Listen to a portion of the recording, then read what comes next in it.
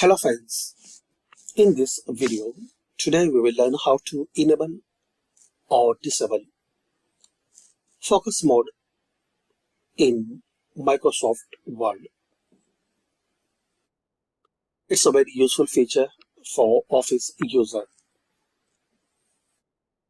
You can read your document clearly. To enable, click on this View tab. Here guys, you have to click on this Focus Mode. This is the Focus Mode icon. Click on it.